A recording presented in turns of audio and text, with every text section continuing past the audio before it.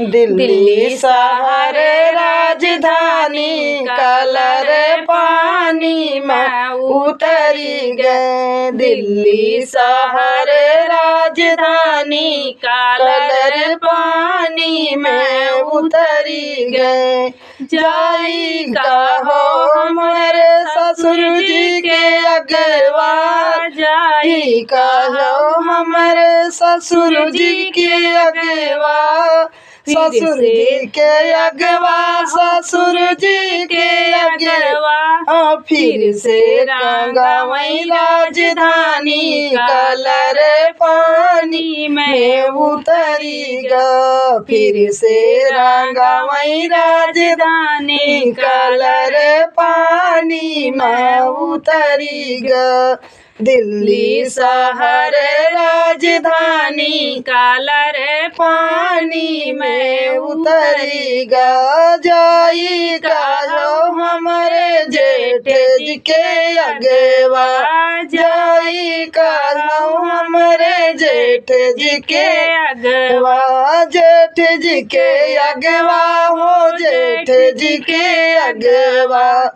फिर से रंगावई राजधानी कलर पानी में उतरी गा। फिर से रंगावई राजधानी कलर पानी में उतरी गा।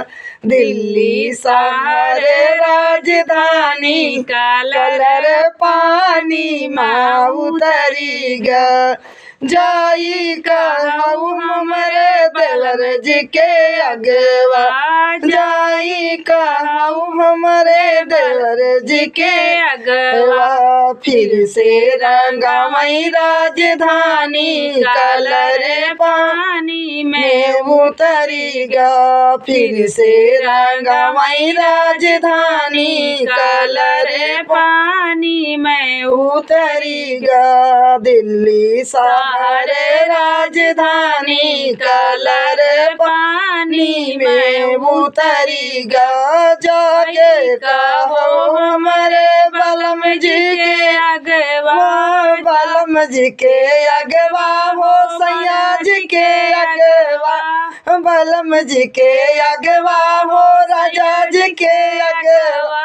फिर से रंगावई राजधानी कलर पानी में उतरी गा। दिल्ली शहर राजधानी कलर पानी में उतरी गा।